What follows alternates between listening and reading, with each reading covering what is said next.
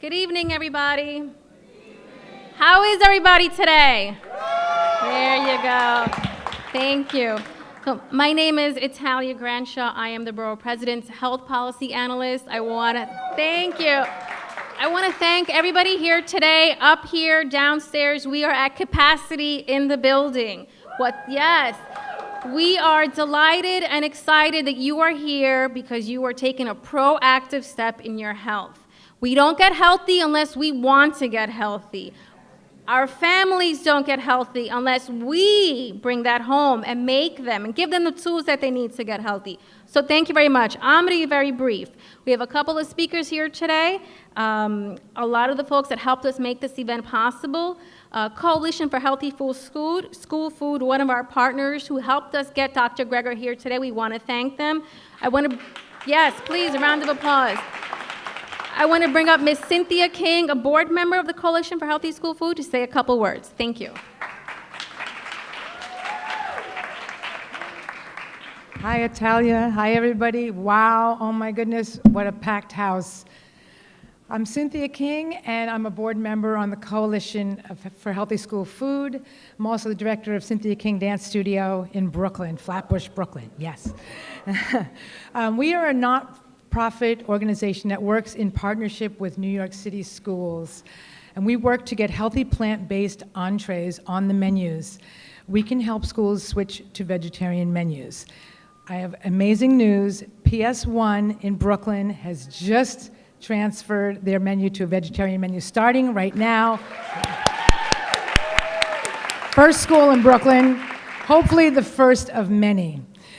We do education in schools in the classroom. We do family dinner nights. We do teacher trainings, parent workshops, food service personnel training. If you're associated with a school, principal, teacher, parent, and you want us to help, please see one of us after the event. Kelly Wind is here too. And you can support our efforts in many ways. We are hosting an amazing vegan food tasting gala, October 26th in Manhattan. It's an incredible event. It's going to be a fun Halloween-themed event. And you can find out information at healthyschoolfood.org. I really am so thrilled to be congratulating Borough President Adams on his lifestyle change and for serving as such a great, amazing example.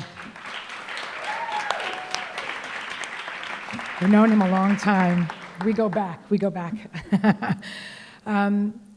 will be honoring him. Shh. We will be honoring him at the event in October. Shh. So please make sure to come get tickets. So I'm just thrilled to be here. I'll make it brief. We want to thank Dr. Greger and nutritionfacts.org for the amazing work he is doing. And we want to point out and we also want to say muchas gracias because it is now in Spanish as well. Okay. And Dr. Ostfeld, who's been a supportive of our work for years. We want to thank Italia Granshaw, who's amazing, and other staff members for putting this event together and making this a night to remember. I hope everybody gets inspired. I just want to say that I am a plant-based person and I am 60 years old, and I have more energy than anybody around me ever. So I want you to all to just keep an open mind, and I hope everybody learns a lot. Thank you. Thank you, Cynthia. Thank you very much. Thank you for the kind words. Next, I'd like to bring up Dr. Robert Ostfeld, Director of Cardiac Wellness at the Montefiore Medical Center at our sister borough in the Bronx, correct? Please. Borough President Adams, Dr. Greger, each of you, it's such an honor and it's so exciting to be with you all here tonight. It's amazing to see so many people interested in plant-based nutrition. So I'm a cardiologist. I work in the Bronx. Don't tell anybody. At Montefiore Health System, and I encourage all of my patients to adopt a plant-based diet.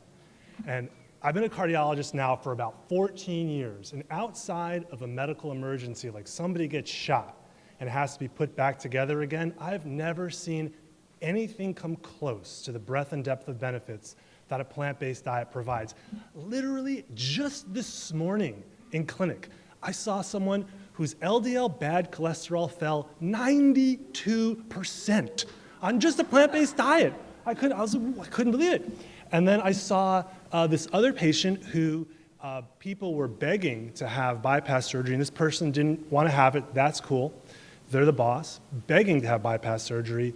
And now this person, instead of being able to walk 2 blocks and stopping because of shortness of breath, can walk about a mile, has lost about 25 pounds, high blood pressure gone, cholesterol has plummeted. And that's just today. I talked with a number of my colleagues the other day. I'm like, do you guys see this? When's the last time you saw somebody lose 50 pounds, come off multiple medications, feel great? And they're like, we don't see that. But you do, and we see this all the time with plant-based nutrition. And at Montefiore, we have a wellness program there, and as part of our program, we have these 4-hour sessions on periodic Saturday mornings where we take a deep dive into the how and why of plant-based nutrition, more than we have time to during a typical clinic session. And those have been great, and there's a very large indigent patient population up there, and so we offer these Saturday morning sessions for free. We fund them all through donations. We want to democratize this information as much as possible. And we have this great conference coming up the day after the Coalition for Healthy School Food Conference, which is amazing, and please go to that, on October 27th, and I think some information will be emailed around about it. Dr. Esselstyn will be speaking, Dr. Barnard will be speaking, many others, all about plant-based nutrition. So it's an incredible honor to be with all of you here tonight, and all of you energize all of us and me to keep going forward with this. So thank you so much.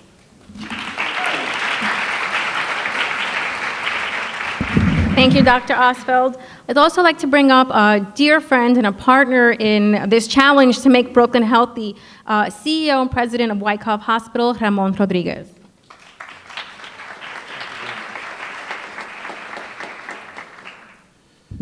Good evening, everyone. That's really good. That was a rapid response. I'm going to just spend a moment to tell you how I changed my own life. I guess I would describe myself as a foodie, but I probably could also describe myself as somebody who is addicted to sweets. And I will tell you, I'm in this job at Wyckoff. It's somewhat anxiety-provoking. I'm a little stressed now and then.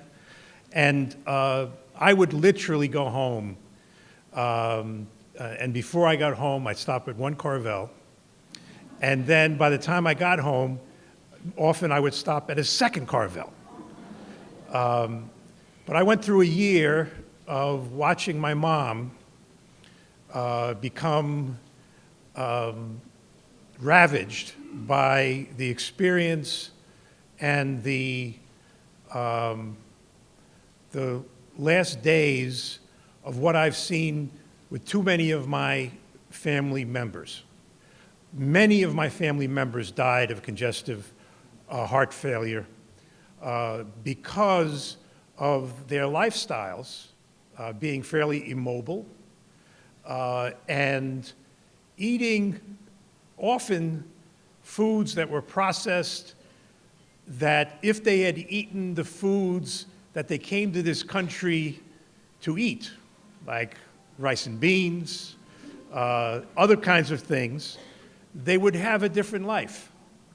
And I watched my mom become a person who they sat in the wheelchair and they put a motion detector on her because she might fall. And that was the beginning of the end of a process where it just broke my heart. And I was trying to lead our institution, and I didn't quite get the right oomph to do that. You know what the right oomph is?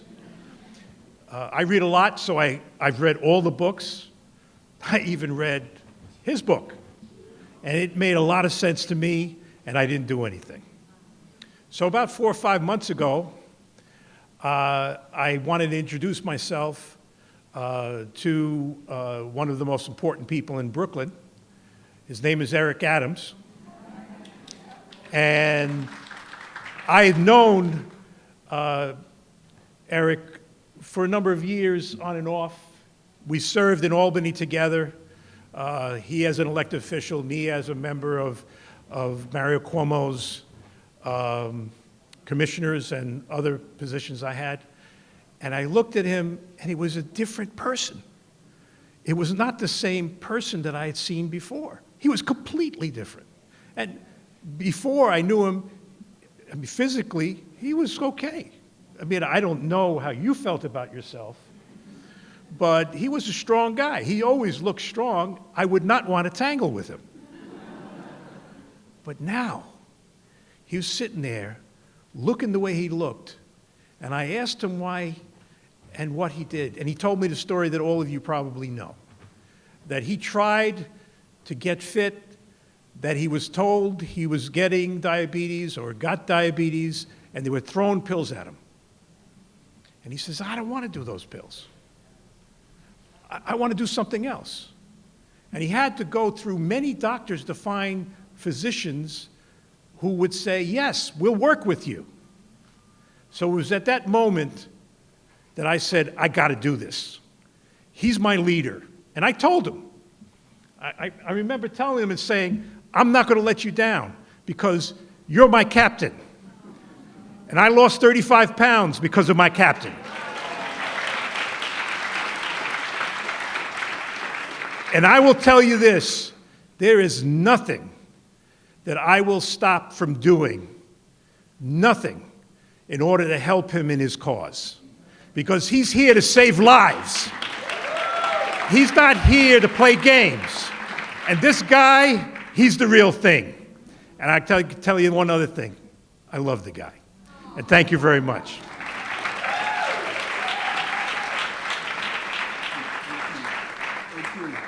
Thank you so much. And just do one thing for me. Just reach to your left, to your right, behind you. Say hello to someone you don't know so we can bring the right energy here in the room.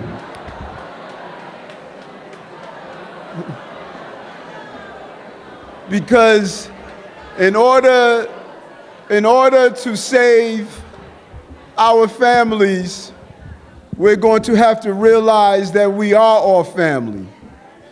And I'm happy that I was joined by someone who's very dear to me and very close to me. Our county leader is here. He just lost his brother recently, and I'm happy to see him here. And he shared with me, Dr. Greger, that he has your book, and he's going to start reading your book, Frank Sedio. Frank Sedio. Let me say this. 1984, many of you know, I was a member of the New York City Police Department. I went through the police academy and became a police officer. And it was during the time when our city was going through such a turbulent period. Drugs and crime, crack had decimated our community. And those of us who were rookie police officers, we went through the police academy and we were trained that there was not much you can do, that crime was what it was. Expect 1,900 homicides. Expect 70 and 80,000 robberies and assaults. And when we left the police department and police academy, indoctrinated with the belief that criminal behavior was just the cause of life in a big city. It only took a couple of months before we went on patrol and became and internalized with that belief, and we no longer wanted to stop those numbers from increasing. We just went through the motion. And then in the early 90s, a commissioner came to the city named Bill Bratton. He said, you can impact crime. And the hierarchy of the police departments who were here, not only in New York, but across America, they said, this guy must be smoking the crack that they're selling on the streets. They didn't believe it was possible, caught in that box and no longer found the creativity to try to seek and find truth. That's where we are right now. We have great doctors in this country. And the two most horrific things I found out on this journey, that really impacted me was one that I fed my son the food that caused him to have asthma now. No mother or father or parent wants to give their children something that's going to impact them for the rest of their life. The second is that the medical system, not the doctors, not the nurses, not the home health aides, but the system is ensuring that our doctors don't have the basic tools to heal you. Not the tools to stabilize your condition or to have you continuously go and fill prescriptions, but to actually reverse your conditions. Doctors are not taught nutrition in schools. Doctors are not taught reversal. They're not taught how to turn it around. So what happened to me? I'm in Israel, and I'm finding myself urinating all the time. And I'm thinking to myself, well, my dad used to say that, when you get older, this is what happens to you. I'm finding myself feeling lethargic. My fingers are tingling. My feet are tingling. I'm feeling my vision is going blur. But as men do, I ignored it. Came back a week later. I went to Dubai. Had this sharp pain in my stomach. I thought it was colon cancer because I just lost a good friend to colon cancer. And I said, let me go to the doctor. He did a colonoscopy and an endoscopy, and when I came out under sedation, he says, Eric, your colon is fine. In your stomach, that pain you feel, you have a small ulcer. But he said, your diabetes is at a coma level. I don't know how you're not in a coma right now. You're in the high teens. He says, you must get on insulin right away and medicine right away. I went to another doctor out in Queens. She stated, before I let you leave the office, I have to put you on insulin. And I said, well, hold on. A friend of mine gave me a book that called How Not to Die. I sat down that day and I read that book from beginning to end. Could just barely read it because sugar had gotten into my eyes and I was losing my sight. I couldn't even see the numbers on the alarm clock. My eye doctor said, you cannot drive a car anymore. Your vision is gone. Started reading the section on diabetes. Went through my cupboards and threw it all out. 3 weeks, my vision cleared up.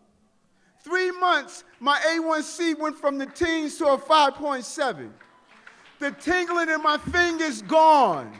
The urination gone. That little pain in my stomach, that ulcer, they can't find it. 3 months. Listen, I can't wrestle those chicken wings out of your fingers. I can't. And I know some of you have embodied the belief that I'm 70, I'm 80, there's not much I can do. I know you have. I know you have been beaten down so much that to think that the only way you can change your condition is that you can pop another pill. I know that, I got it. All I'm asking you, just give us 3 months. Just 3 months. And in 3 months, you are going to see something you never thought was possible. Join this journey with me and my mother. My mother is 79 years old. She has been injecting herself with insulin for 13 years. Arthritis all of her life. High blood pressure, all heart disease, the American package, I like to call it. Mommy called me and she says, baby, I don't want to ever have to go on dialysis. I don't want to have to ever go through this, and I'm tired of waking up in pain. And 2 years ago, I went and rebuilt my mother's house from ground up. I moved her into a place and brought her back. She says, baby, I feel like I'm living in a hotel every day. This house is so beautiful. Basketball players buy their mothers a home. I'm going to buy my mother's body back. I'm going to give my mother what she needs, and she's going to follow this program. So for your mothers, your sisters, your brothers, your cousins, your nieces, and your nephews, this is our opportunity. You don't have to live in pain. You don't have to feel helpless. If your doctor is not telling you how to reverse your condition, find yourself another doctor. Find yourself another doctor. But right now, I have not been this excited since little Denise Huff gave me my kiss in 3rd grade. We got a rock star in this building. And you know, I wanted to just thank, before I bring him on, I want to thank Dr. Osfeld for what he's doing in the Bronx. I want to thank Dr. Rodriguez for what he's doing at Wyckoff and how he's been a living example. And I want to thank a good friend who's going to be treating my mother. He's the partner here in Brooklyn, Dr. Dana. Danaev. I always pronounce your Danaev. Stand up. This doctor is opening a practice. David is opening a practice here in Brooklyn. He's going to be treating my mother. He's going to be doing some great things, plant-based. We're going to be identifying plant-based doctors here in the city so you can go to. And this is my partner here in Brooklyn. Over and over again, my staff come and tell me over and over again of their conditions, what they're going through.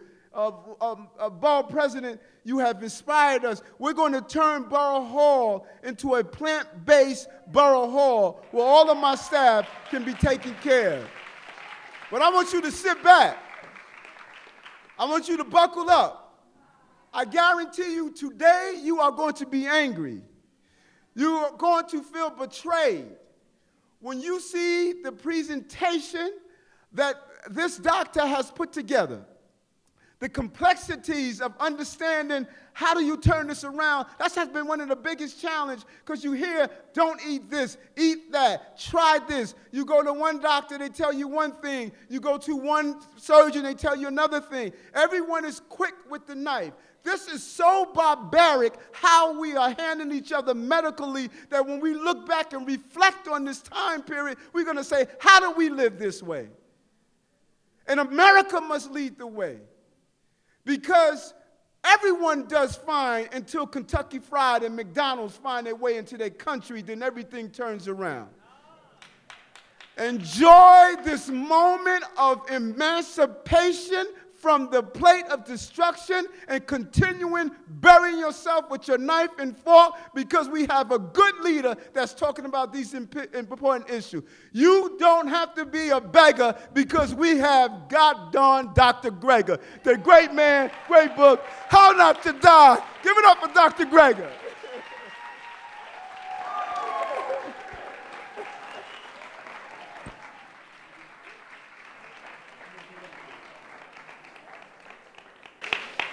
I think that's the best introduction I've ever had in my life.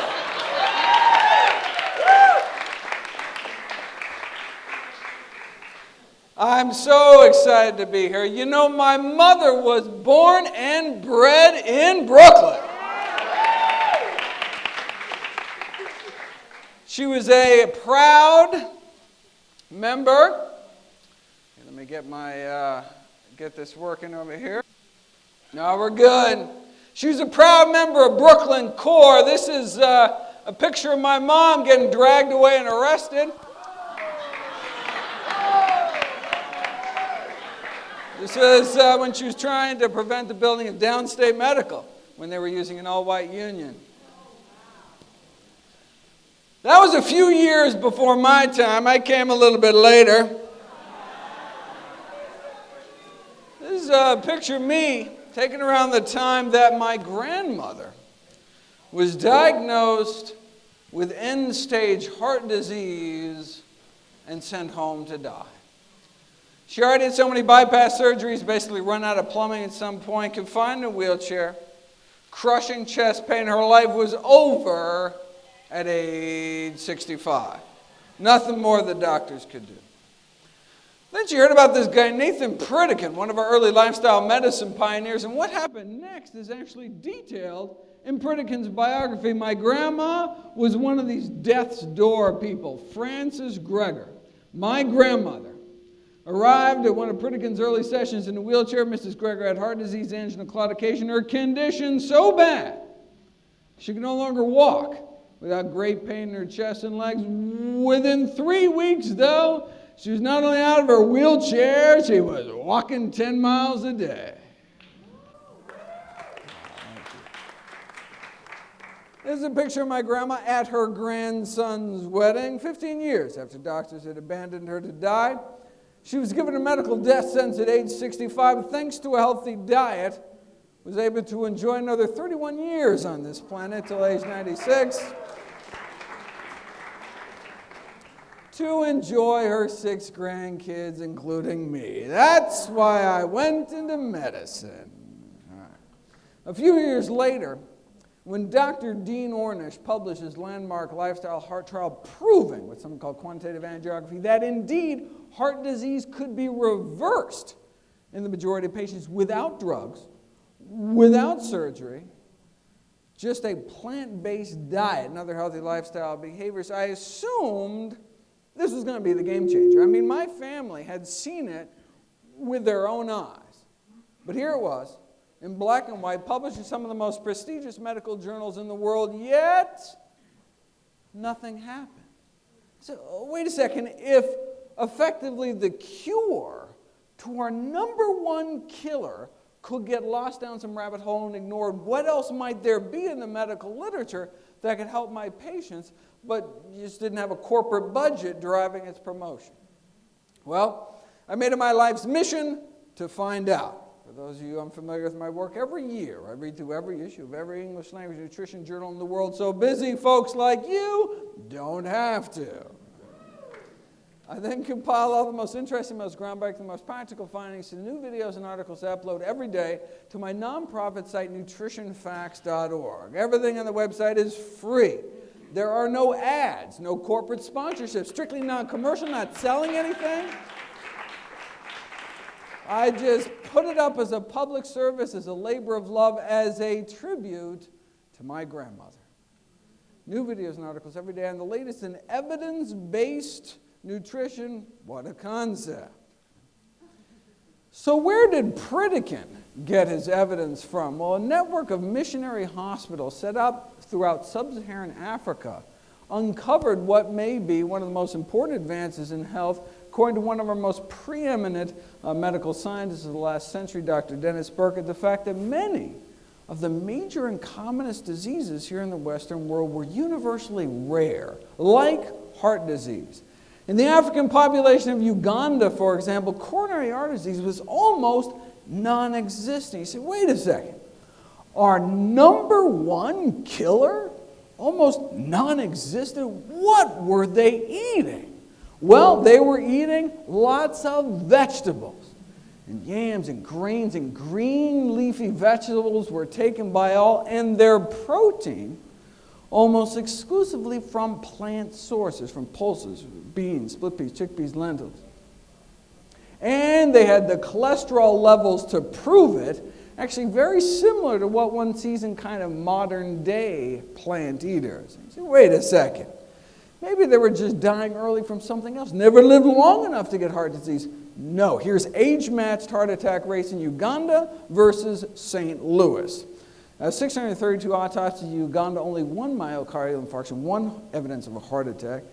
632 age and gender matched autopsies in Missouri, 136 myocardial infarctions, more than 100 times the rate of our leading killer. In fact, they were so blown away they went back, did another 800 autopsies in Uganda. Still, just that one small healed infarct, meaning it wasn't even the cause of death out of 1,427 patients, less than 1 in 1,000.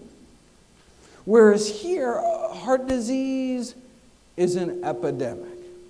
Here's a list of diseases commonly found here and in places that eat and live like the U.S., but were rare or even non-existent In areas around the world where they're eating diets centered around whole plant foods, these are among our most common diseases, like obesity, for example, hiatal hernia, the most common stomach problem, varicose veins, hemorrhoids, the two most common vein problems, colorectal cancer, second leading cancer killer, diverticulosis, the most common disease of the intestines, appendicitis, number one cause of emergency abdominal surgery, gallbladder disease, number one cause of non-emergency abdominal surgery, as well as ischemic heart disease, our commonest cause of death here, but a rarity among plant-based populations, which suggests that heart disease may be a choice. Like cavities. You know, if you look at people who lived 10,000 years before the invention of the toothbrush, pretty much no cavities. Didn't brush a day in their lives. No flossing. Yet no cavities. Why? Because candy bars hadn't been invented yet. Okay, so why do we keep getting cavities when we know they're preventable through changes in our diet? Well, simple. Because the pleasure people derive from dessert may outweigh the cost and discomfort of the dentist chair. And look, that's fine, right? If you're an adult, you think the benefits outweigh the risk for you and your family, then go for it. I mean, I certainly enjoy the occasional indulgence. I've got a good dental plan. Right? But what if instead of the plaque on our teeth, we're talking about the plaque building up inside of our arteries? There's another disease that can be prevented through changes in our diet. Okay, now, what are the consequences for you and your family? Now we're not talking about scraping tartar anymore. Now we're talking life and death. Right? It's still up to each of us to make our own decisions as to what to eat and how to live, but we should make these choices consciously, educating ourselves about the predictable consequences of our actions. Atherosclerosis, this hardening of the arteries, is a disease that begins in childhood by age 10.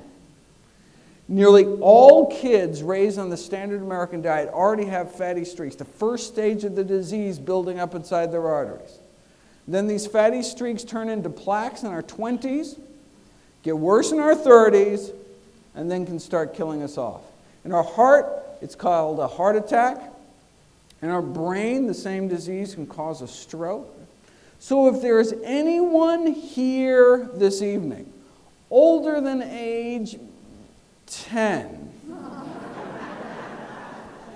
right? Then the question is not whether or not eat healthy to prevent heart disease. It's whether you want to reverse the heart disease you already have, whether you know it or not. But is that even possible? You know, when researchers took people with heart disease, put them on the kind of plant-based diet followed by populations that did not get epidemic heart disease, their hope was, hey, maybe we could slow the disease down. Maybe even stop it. But instead, something miraculous happened.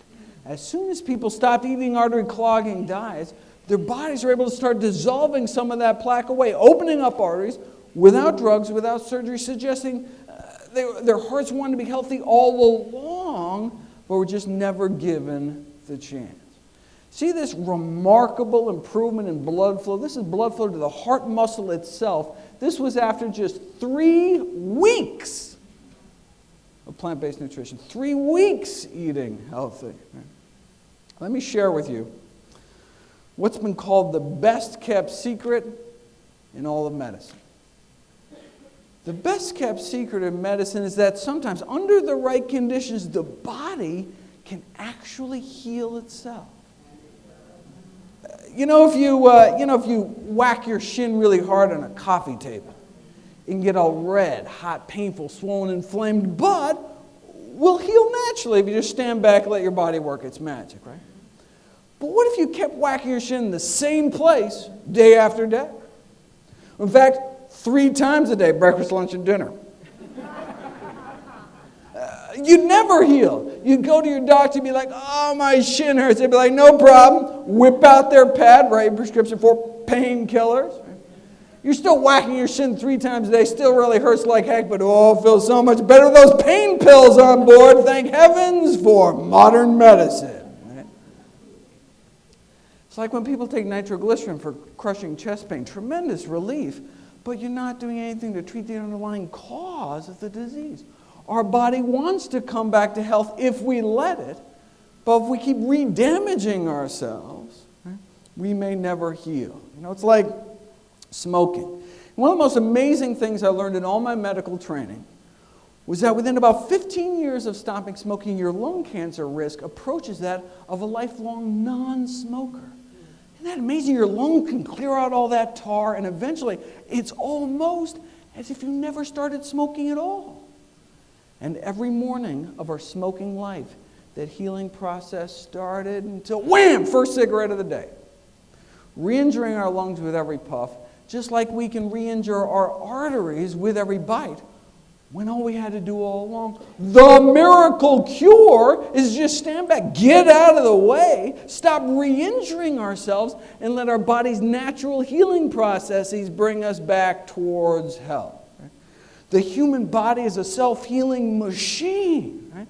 Sure, you can choose moderation and hit yourself with a smaller hammer,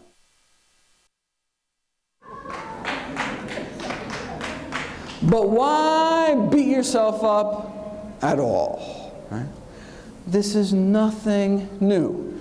It's from for those, oh, you can't see it off the top. This is American Heart Journal, 1977. Cases like Mr. F.W. here, heart disease so bad, couldn't even make it to the mailbox. Started eating healthier. A few months later, he was climbing mountains, no pain. All right? Now, there are these fancy new classes of anti-angina drugs on the market now, cost thousands of dollars a year, but at the highest dose, may be able to extend exercise duration as long as 33.5 seconds. It does not look like those choosing the drug route are going to be climbing mountains anytime soon. See, plant-based eating isn't just cheaper and safer, right?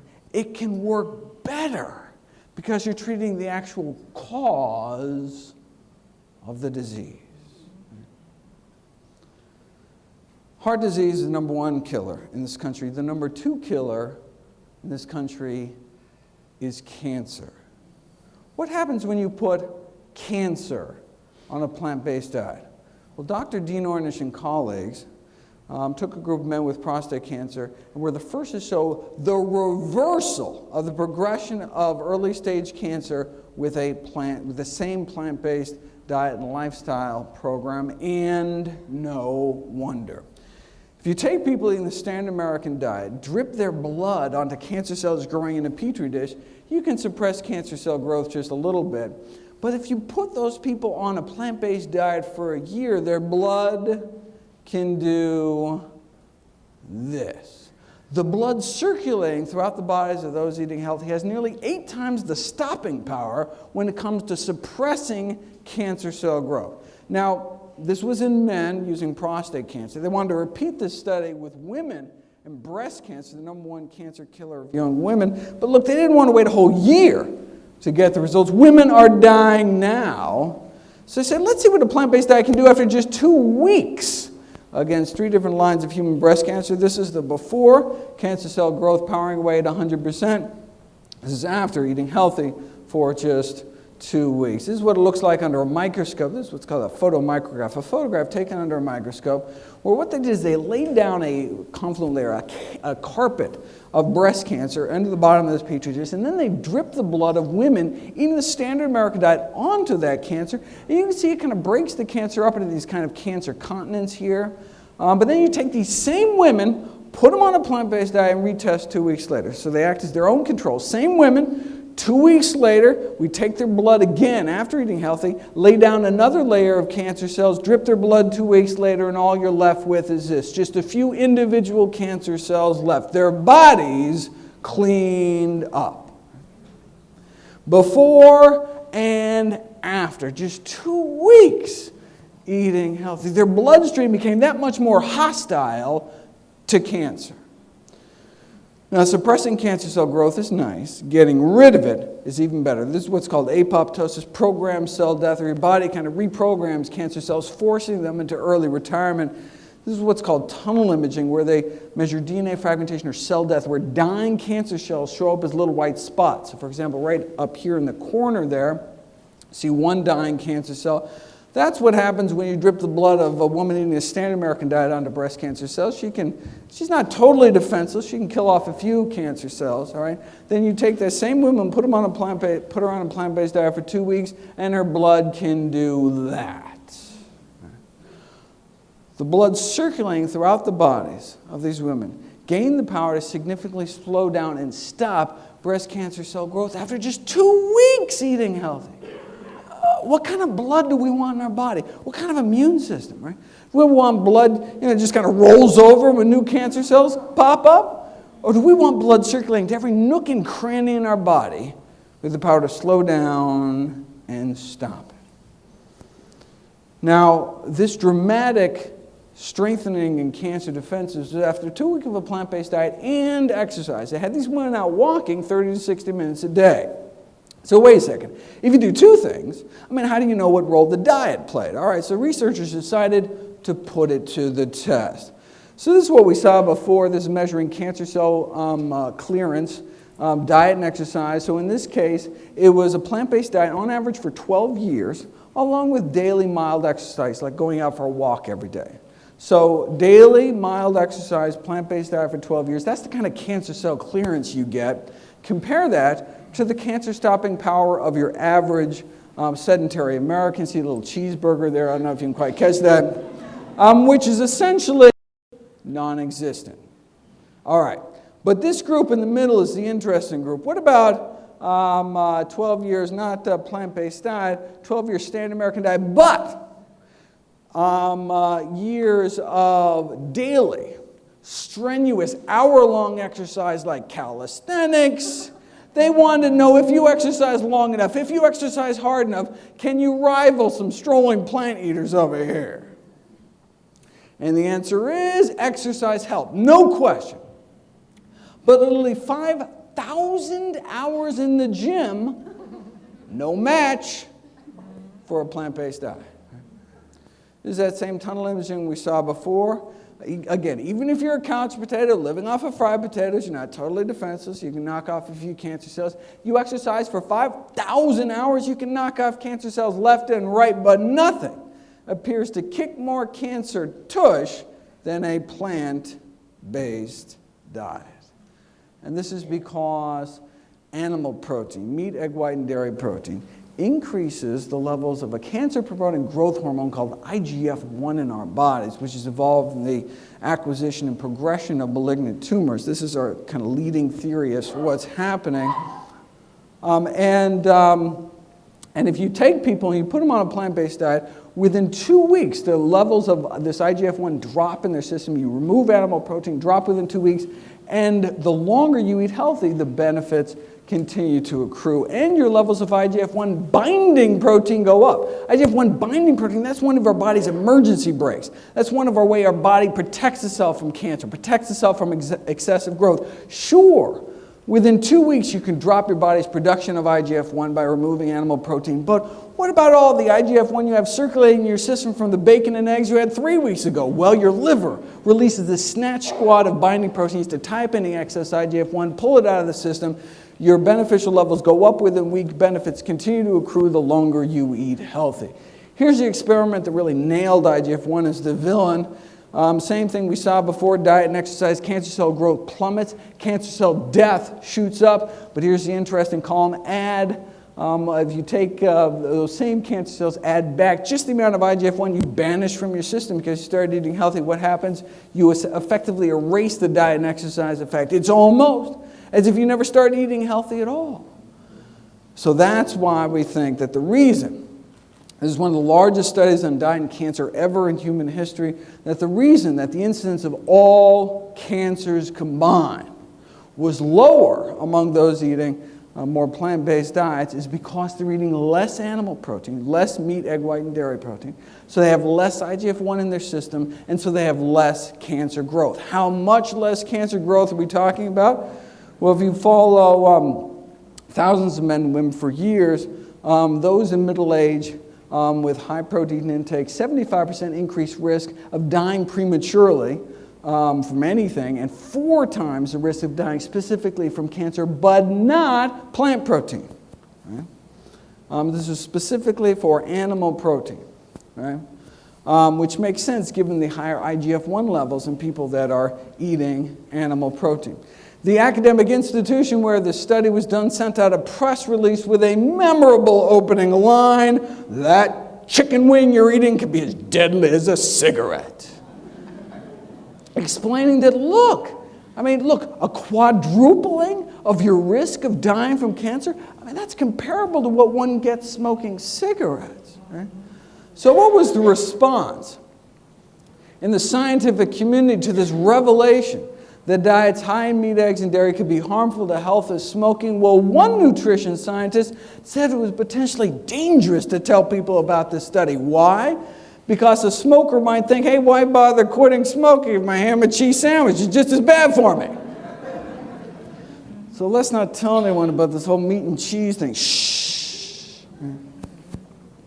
That reminds me of this famous Philip Morris cigarette ad that tried to downplay the risk by saying, hey, you think secondhand smoke is bad, increasing your risk of lung cancer 19%. Well, hey, drinking 1 or 2 glasses of milk every day may be 3 times as bad, 62% increased risk of lung cancer. Or doubling your risk frequently cooking with oil, tripling your risk of heart disease by eating non-vegetarian, multiplying your risk 6-fold if you eat lots of meat and dairy. So, they conclude, let's keep some perspective here. The risk from cigarette smoke may be well below that of other everyday activities, so breathe deep. That's like saying, hey, don't worry about getting stabbed, because getting shot is so much worse. How about neither?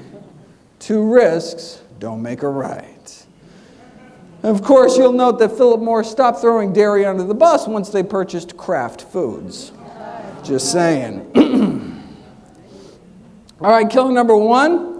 Heart disease. Killer number 2, cancer. Killer number 3 used to be stroke, but that's so 2007. Now it's COPD, chronic obstructive pulmonary diseases like emphysema. Thankfully, a plant-based diet can be used to help prevent COPD, even be used to treat COPD, significantly improving lung function over time, though the tobacco industry had a very different take on this study. If adding plants to our diet can help with lung function, wouldn't it be easier to just add plants to cigarettes? And indeed, the addition of acai berries to cigarettes has a protective effect against emphysema in smoking mice. Who would have thought it? Who would have thunk it, right? Next, they're going to start adding berries to meat. And indeed, I couldn't make this stuff up, ladies and gentlemen. The addition of fruit extracts to burger patties was not without its glitches. For example, the blackberries dyed the burger patties a distinct purplish color, kind of turned people off a little bit. Though evidently you can improve the tenderness of lamb carcasses if you infuse them with kiwi fruit juice right after rigor mortis sets in.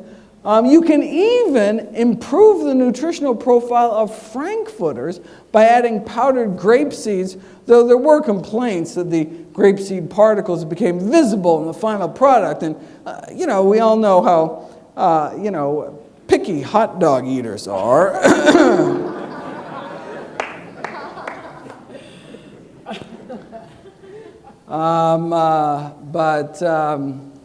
Next on the list is indeed strokes. Preventing strokes may be all about eating potassium-rich foods. Yet most Americans don't even reach the recommended minimum daily intake of potassium. By most, I mean more than 98%. More than 98% of Americans eat potassium-deficient diets because more than 98% of Americans don't eat enough plants.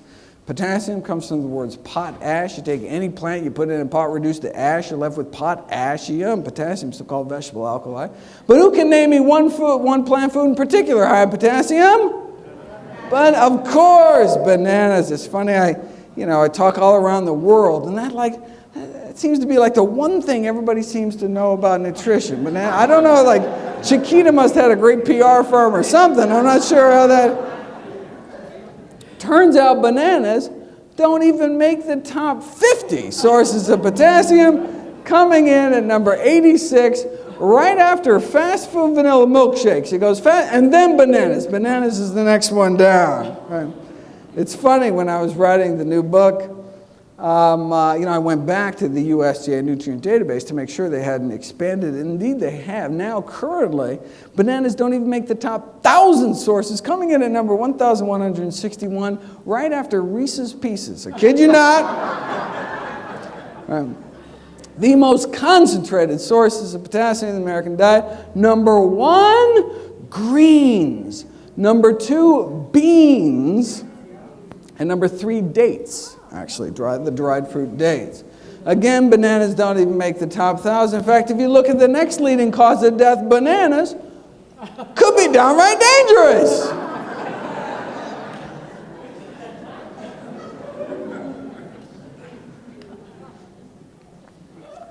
Alzheimer's disease is next.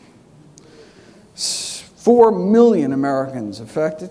20 years ago, wasn't even in the top 10. According to the latest dietary guidelines for the prevention of Alzheimer's disease, the 2 most important things you can do is cut down your intake of meat, dairy, and junk, and increase your intake of vegetables, legumes, which are beans, split peas, chickpeas, and lentils, fruits, whole grains. And this is based in part on data going back decades now that show that those who eat meat, red meat, white meat, doesn't matter, were between 2 to 3 times higher risk of becoming demented later in life. And the longer people ate healthy, the lower their risk appeared to fall.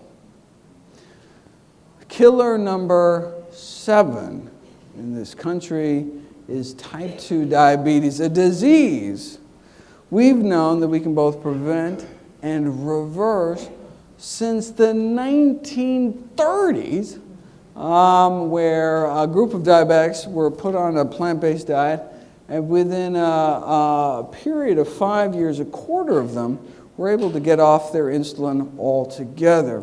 See, well, yeah, but, plant-based diets tend to just naturally be kind of low-calorie diets. I mean, maybe their diabetes just got better because they lost so much weight. Right? I mean, to tease that out, what you'd have to do is put people on a healthy diet, but force them to eat so much food that they don't lose any weight. See, then we could see if plant-based diets have some unique benefits beyond just all the easy weight loss. Well, we'd have to wait a few decades, but here it is. What researchers did is they weighed people every day, and they started to lose weight. They were made to eat more food. In fact, so much more food, some of the participants had problems eating it all. They're like, oh, not another salad. Ugh. But eventually they adapted, so no weight loss, despite restricting meat, eggs, dairy, and junk. Okay, so with 0 weight loss, was there still any benefit for their diabetes? Well, their insulin needs on average were cut 60%, and half the diabetics ended off of all their insulin altogether. Wow. How many years did that take? No, 16 days. 16 days later. So we're talking diabetics who've had diabetes as long as 20 years, injecting 20 units of insulin a day, and 13 days later on none, 0. Right? Diabetes for 20 years because no one had told them about a plant-based diet. For decades, they were just 13 days away at any time. Here's participant number 15. 32 units of insulin on the control diet, then 18 days later on none. Lower blood sugars on 32 units, less insulin. That's the power of plants. And again, this is with 0 weight loss. His body just started working that much better, 18 days. Right? And hey, what are the side effects of this miracle regimen? How about cholesterol dropping like a rock to under 150? And again, only about 2 weeks' time, right? It's only got good benefits. So, just like doctors asking patients to make, moderate changes in their diet will only net you kind of moderate benefits in terms of cholesterol reduction. How moderate do you want your diabetes? Doctors asking patients with diabetes to make moderate changes in their diet can leave them with moderate blindness, moderate kidney failure, moderate amputation, maybe just a few toes or something. Moderation in all things is not necessarily a good thing. Right? Remember that study that purported to show that diets high in meat, eggs, and dairy is harmful to health as smoking was supposedly suggested those who eat a lot of meat, eggs, and dairy 4 times as likely to die from cancer or diabetes. But if you look at the actual study, you'll see that's simply not true. Those people who ate lots of animal protein during middle age didn't have 4 times the risk of dying from diabetes. They had 73 times the risk of dying from diabetes. Now those that chose moderation, only eating a moderate amount of animal protein, they just had 23 times the risk of death from diabetes. Killer number 8 is kidney failure, chronic kidney disease. Again, plant-based diet can be used to both prevent and treat, and no wonder kidneys are highly vascular organs, right? So Harvard researchers found 3 dietary risk factors, and only 3 for declining kidney function. Number 1, animal protein. Number 2, animal fat. And number 3, cholesterol, dietary cholesterol. Animal fat can alter the actual structure of the human kidney based on autopsy studies like this showing clogs of fat literally kind of clogging up the works in autopsied human kidneys. And animal protein can have a profound effect on normal kidney function, causing something called hyperfiltration, increasing the workload on the kidney, but not plant protein. Right? So if you take a group of individuals and you give them a single tuna fish meal, a single meal of tuna fish, you can see increased pressure in their kidneys 1, 2, 3 hours after a meal in both non-diabetics and diabetics. Right? So we're not talking like adverse effects a couple decades down the road, but literally like minutes within it going into your mouth. Okay, but what if you ate the exact same amount of protein, but instead of having a tuna fish salad sandwich, you had a tofu salad sandwich? What would happen? Absolutely nothing. Your body can handle plant protein without even batting an eyelash. So wait a second, why does the animal protein cause that overload reaction, but not plant protein? Well, we think it's because of the inflammation triggered by the consumption of animal products. How do we know that? So if you give a powerful anti-inflammatory drug along with that tuna fish, you can abolish that hyperfiltration protein leakage response to meat ingestion. And then there's the acid load. The consumption of foods like meat, eggs, and dairy induces the formation of acid within the kidneys, which can lead to something called tubular toxicity, damage to the delicate urine-making tubes within the kidney. Animal foods tend to be acid-forming, particularly fish, which is the worst, but then pork, poultry, on down the list, whereas plant foods tend to either be kind of neutral or actually base-forming, alkaline, particularly dark green leafy vegetables, to counteract some of the acids formed within our kidneys.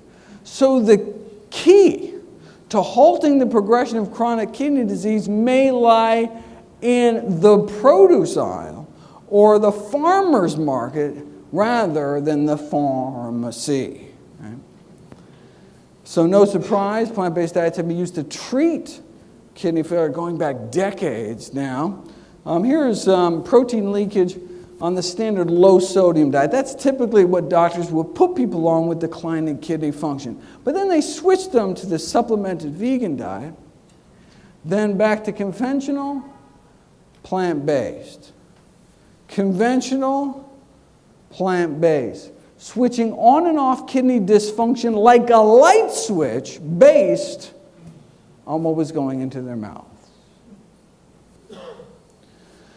Killer number 9 is influenza pneumonia. What possible role could diet play in a respiratory infection like pneumonia? Well, obviously, people haven't heard about my video, Kale and the Immune System, talking about the immunostimulatory effects of kale. Is there anything kale cannot do? Boosting antibody production 7-fold, but this was in a petri dish. What about in people? Well, if you take men and women in their 50s, 60s, and 70s, split them up into 2 groups, half continue to eat their regular diet, half you give just a few extra servings of fruits and vegetables right before getting their pneumovax vaccination, their pneumonia vaccination, get a significant improvement in protective antibody response compared to the group eating their regular diet. So this is not cutting out meat. This is all they did in this study was just add a few servings of fresh produce to their daily diet, significantly boosting the function of their immune system. And in older age, that can be a lifesaver. Killer number 10 is suicide. Now, we have known for many years that those that eat healthier tend to feel healthier. In fact, only about the half of the levels of depression, anxiety, and stress scores compared to people eating more conventional diets. What we think is going on is something called arachidonic acid, this long-chain inflammatory omega-6 fatty acid found predominantly in chicken and eggs. It's also found in beef, sausage, fish, all animal products, but predominantly chicken and eggs. So what researchers did at the University of Arizona is they removed eggs, removed chicken, and other meat, and got a significant improvement in mood. This is a randomized controlled trial, but in the group where they did that, they got a significant boost in mood within just 2 weeks. I mean, it can take drugs months to take an effect. Significant improvement in mood within just 2 weeks. So what we think is going on is that this arachidonic acid, this inflammatory omega-6 fatty acid found in animal products, is adversely impacting mental health via a cascade of neuroinflammation, brain inflammation. But we can clear this inflammation from our brains in as few as 2 weeks by cutting down our consumption of eggs, chicken, and other meat. You say, wait a second, am I just cherry picking here? What about all the other diets that have been proven to improve mental health? There aren't any. This is a recent meta-analysis showing that there's only one type of diet ever been proven in this kind of rigorous randomized controlled trial environment to ever improve mood over any duration, and that's a plant-based diet. And so what Geico Insurance did is what they actually, seeing this study, they started giving these weekly educational sessions to their employees and started adding healthy options in the cafeteria and got significant improvements not only in physical function, general health, vitality, all the things you'd expect from eating healthier, but also improvement in mental health. And what that led to was an improvement in worker productivity, which is, of course, probably what they cared about in the first place. And so they took it nationwide. 10 corporate sites across America, half the corporate sites were control sites that didn't do anything special. The other half, again, just gave these voluntary, weekly help, very much like this, just informing people, and then giving them options in the cafeteria. Lentil soup, bean burritos, healthy foods, and got significant improvements in depression, anxiety, fatigue, emotional well-being, daily functioning, emotional health. And so lifestyle interventions like exercise can not just have physical health benefits, but mental health benefits as well. As you heard, it's not just about somebody looking better, but they just feel better, right? They're enjoying life more. Healthy people have more fun.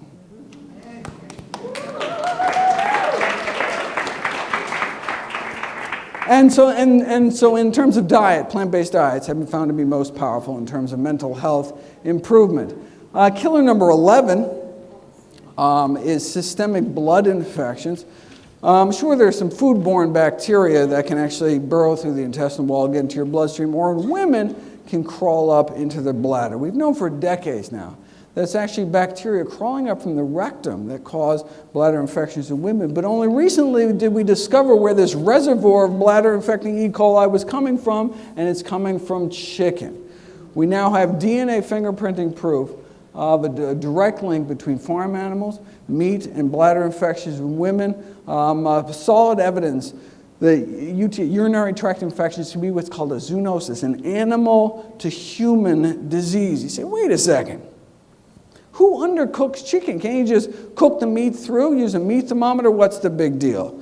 The big deal is what's called cross-contamination. If you take 40 families, you give them a frozen chicken to prepare and cook in their home as they normally would, and multitudes of antibiotic-resistant bacteria jump from the chicken into the guts of the volunteers even before they eat it, right? So you could incinerate that chicken to ash. You didn't have to eat any of it. You're already infected before it makes it into the pot, right? Within days, the chicken bacteria had multiplied to the point of becoming a major part of the person's gut flora. The chicken bacteria was like taking over. So, okay, wait a second. What if you instruct people on how to do proper handling in addition to proper cooking? So what they did is they went and schooled people about the official USDA recommendation. What we're actually supposed to be doing is spraying a bleach solution around all common kitchen surfaces anytime we bring fresh meat into the house. And so they told people how to do that, gave them the chicken once again, came in afterwards and swabbed around their kitchen, and still found significant levels of Salmonella, Campylobacter, serious human pathogens on some utensils, the dishcloth, on the counter, on the rim around the sink, the cupboard. The reason that people have more bacteria from feces in their kitchen sink than on their toilet seat is because people tend to rinse chickens in the sink, not the toilet.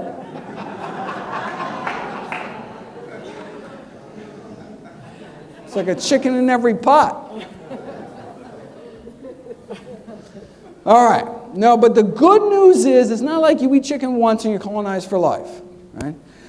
In this study, the chicken bacteria only seemed to last for about 10 days before your person's good bacteria could muscle it out of the way.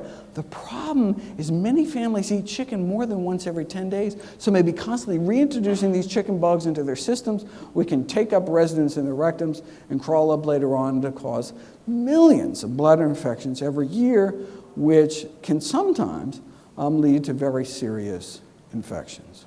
So wait a second.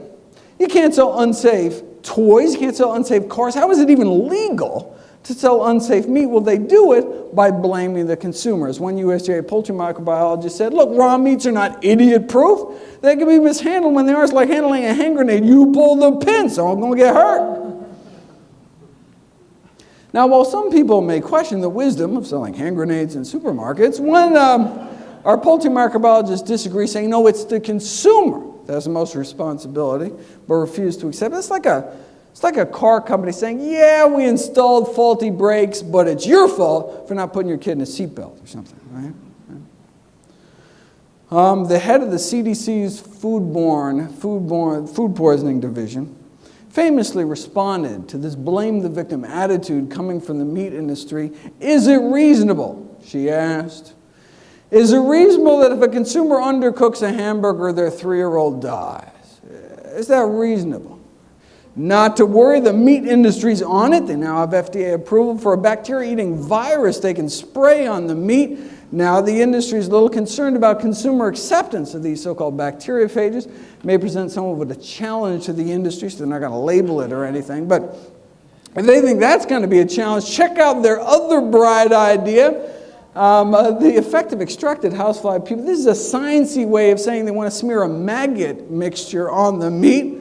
Now, wait, it's a low cost and simple. Think about it. Look, maggots thrive off of rotting flesh. However, there have been no reports of maggots having any serious diseases. So they must be filled with some kind of antibacteria, something, right? Have you ever seen a maggot sneeze? I didn't think so. So, let's take some maggots, 3 days old, wash them off, a little Vitamix action here in the blender, and voila! Safer meat. Talked about kidney failure. What about liver failure? We've known for decades now that you can treat liver failure with a plant-based diet, significantly reducing the toxins that would otherwise build up in your blood system without a fully functional liver to detoxify your blood. Though one does have to admit there are some people eating plant-based, consuming plant-based diets with worsening liver function.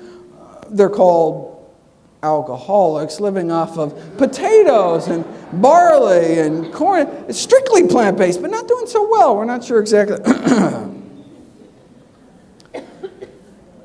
Killer number 13 in this country is high blood pressure, affecting tens of millions of Americans, 78 million Americans. That's about 1 in 3 American adults. And as we age, our pressures get higher and higher, such that by age 60 in this country, most of us have high blood pressure. Say, wait a second, if most of us get high blood pressure when we get older, maybe it's less a disease, more just a natural, inevitable consequence of aging. No, we've known since the 1920s that high blood pressure need not occur. 1,000 people living in rural Kenya had their blood pressures taken. See, a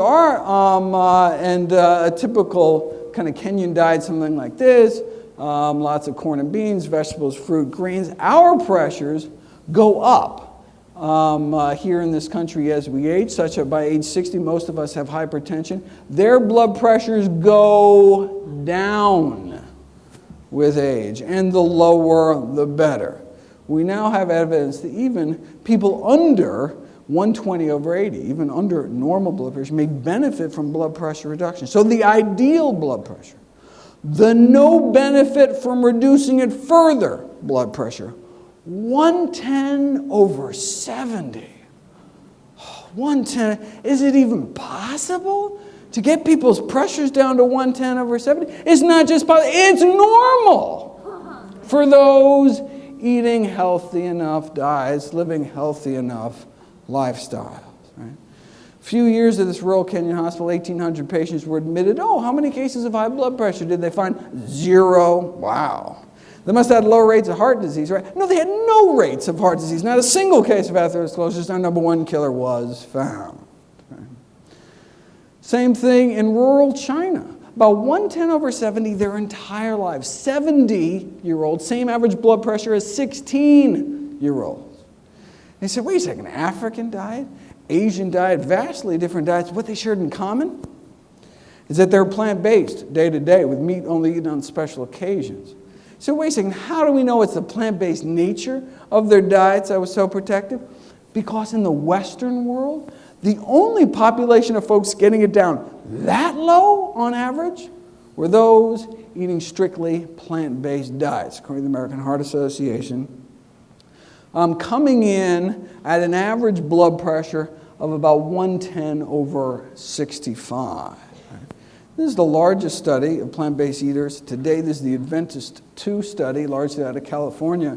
What they did is they compared people, non-vegetarians, to so-called semi-vegetarians, like flexitarians, people that eat meat more like on a once-a-week basis rather than a daily basis, versus so-called pescatarians, those that eat no meat except fish, versus people that eat no meat at all, versus people that eat no meat, eggs, or dairy. And what you can see is this stepwise drop in high blood pressure rates the more and more plant-based they ate. And these were Adventists. I mean, so even the non-vegetarians, even the meat eaters didn't eat a lot of meat, very healthy group of meat eaters, didn't smoke on average, good exercise, etc. Lots of fruits and vegetables. So even compared to them, same thing with diabetes. This kind of stepwise drop. So yeah, sure, you can take the vast majority of your risk, throw it out the window for these leading killers. Same thing with obesity over here as well. But look, it's not all or nothing. It's not black and white. Any movement we can make along the spectrum towards eating healthier can accrue significant benefits. You can show this experimentally. So for example, if you take vegetarians, you give them meat, and you pay them enough to eat it, their blood pressures go up. Or you take people who already eat meat, you remove meat from the diet, their blood pressures go down within 7 days. And this is after the vast majority had to stop their blood pressure medications or reduce their blood pressure medications. They had to. I mean, you can't treat the cause, have normal blood pressure, and then take multiple blood pressure medications. You drop your pressures too low, it could be dangerous, right? Get dizzy, fall over, hurt yourself. So they had to pull you off the drug. So lower blood pressures on fewer drugs. That's the power of plants. So, does the American Heart Association recommend a no-meat diet? No, they recommend this low-meat diet, the so-called DASH diet you may have heard about. So wait a second. When this DASH diet was being thought up, when it was being created, were they just not aware of this landmark research done by Harvard's Frank Sachs? No, they were aware. The chair of the design committee that came up with the DASH diet was Frank Sachs.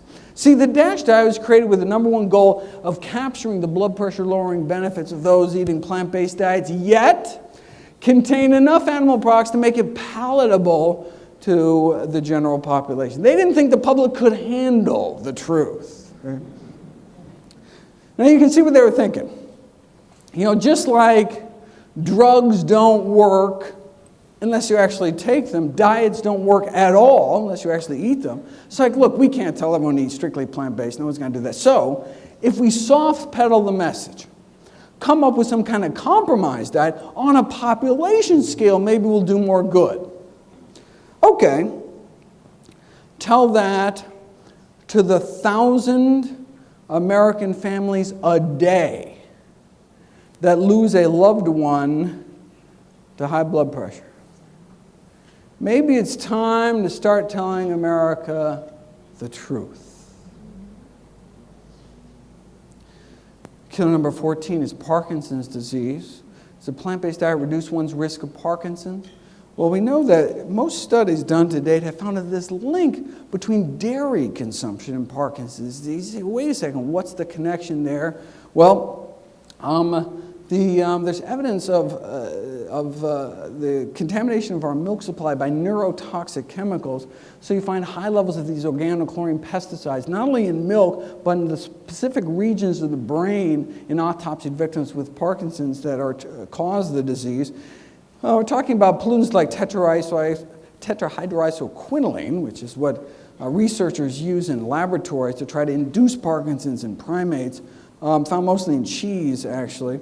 So there's been calls on the dairy industry to require toxin screenings of their milk. Good luck with that. Of course, you could just not drink it, but then what would happen to your bones? That's a marketing ploy. If you look at the actual science, milk does not protect against hip fractures. Whether you're drinking as an adult, whether you're drinking as a teen, doesn't matter, doesn't work. May actually increase fracture risk, which would explain why countries with the highest milk consumption actually have the highest hip fracture rates. So Swedish researchers decided to put it to the test. 100,000 men and women followed for years, and milk-drinking women had higher rates of what? Higher rates of death from all causes. More heart disease, significantly more cancer for each daily glass of milk. Those women, unfortunate enough to be drinking 3 glasses of milk a day, had nearly twice the risk of dying prematurely, and they had more bone and hip fracture rates too. More milk, more fractures, and milk-drinking men also had higher rates of death. Yet for some reason, you don't see milk ads on TV like this. I don't know what the...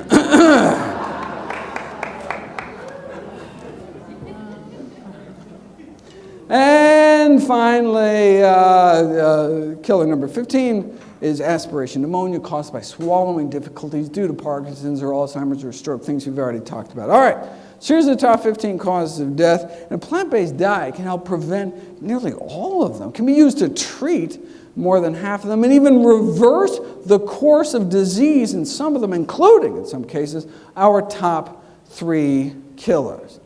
Now look, there are drugs that can help too. There's cholesterol-lowering drugs for the heart, diabetes, there's various sugar pills and insulin injections, a whole bunch of classes of high blood pressure medications. But look, the same diet does it all.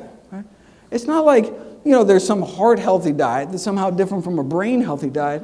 No, a kidney-healthy diet is a liver-healthy diet, is a whole-body-healthy diet, kind of one diet to rule them all, right? And what about drug side effects? I'm talking about a little rash here or something. Prescription drugs kill more than 100,000 Americans every year. And this isn't even talking about opiate overdoses. This is not talking about mistakes. This is drugs taken as prescribed kills more than 100,000 Americans every year. So wait a second, 100,000 people every year? That means that the 6th leading cause of death is doctors. The 6th leading cause of death is me. Thankfully, I can be prevented with a plant-based diet.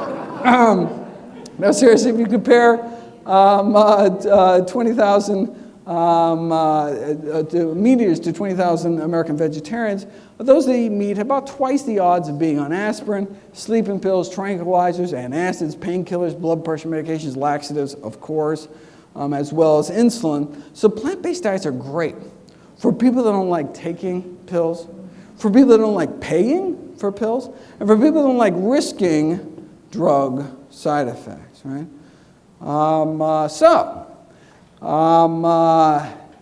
I do have a suggestion for our healthcare crisis. There's only one diet. If there's a takeaway that I'd want to leave you with tonight, there's only one diet that's ever been proven to reverse heart disease in the majority of patients. That's a plant-based diet. Okay, so anytime someone tries to sell you on some new diet they heard about, do me a favor. Ask them one simple question, right? So wait a second, has this diet been proven, to reverse heart disease? Number one reason me and all my loved ones will die, right? If the answer is no, why'd you even consider it, right? If that's all a plant-based diet could do, reverse the number one killer of men and women, shouldn't that kind of be the default diet until proven otherwise? And the fact that it can also be useful in preventing, arresting, reversing other leading killers like diabetes and high blood pressure would seem to make the case for plant-based eating simply overwhelming, right? Most deaths in the United States are preventable and related to nutrition. According to the Global Burden of Disease Study, this is the largest study of disease risk factors in history, funded by the Bill and Melinda Gates Foundation. The number one cause of death in these United States, it's our diet. The number one cause of disability in this country, it's our diet. Bumping tobacco smoking to number 2. Now cigarettes not only kill about 500,000 Americans every year, whereas our diet kills hundreds of thousands more. So if most deaths are preventable and related to nutrition, then obviously nutrition is the number one thing taught at medical school, right? Obviously, it's the number one thing your doctor talks about at every single visit, right? So basically, how could there be this disconnect between the science and the practice of medicine? Well, let me just leave you with kind of a thought experiment. Imagine yourself a smoker back in the 1950s. People don't remember, but back in the 50s, the average per capita cigarette consumption, 4,000 cigarettes a year, meaning the average person walking around smoked half pack a day, on average. Right? The media was telling people to smoke. Famous athletes agreed. Even Santa Claus wanted you to smoke. Look, you want to keep fit and stay slender, so you make sure to smoke and eat lots of hot dogs to stay trim and eat lots of sugar to stay slim and trim, a lot better than that apple there. Sheesh, right? Although apples do connote goodness and freshness, reads one internal tobacco industry memo, which brings up many possibilities for a youth-oriented. They wanted to make apple-flavored cigarettes for kids. Shameless, right? For digestion's sake, you smoke. No curative power is claimed by Philip Morris, but hey, better be safe than sorry and smoke, right? Blow in her face and she'll follow you anywhere.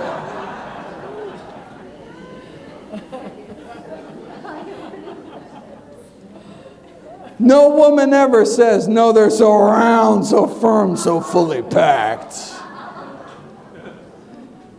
After all, John Wayne smoked them until he got lung cancer and died.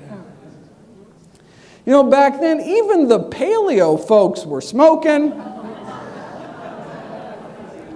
And so were the doctors. Now, this is not to say there wasn't controversy within the medical profession. Sure, some doctors smoke Camels, but others preferred Luckies. So there was a little disagreement there. The leader of the U.S. Senate agreed. Who wouldn't want to give their throat a vacation? Not a single case of throat irritation. How could there be when cigarettes are just as pure as the water you drink? Maybe up in Flint, Michigan. But don't worry. If you do get irritated, your doctor can just write you a prescription for cigarettes. This is in the Journal of the American Medical Association. So when the American Medical Association goes on record saying smoking is good for you, not just neutral, but actually good for you, where could you turn back then if you simply wanted the facts?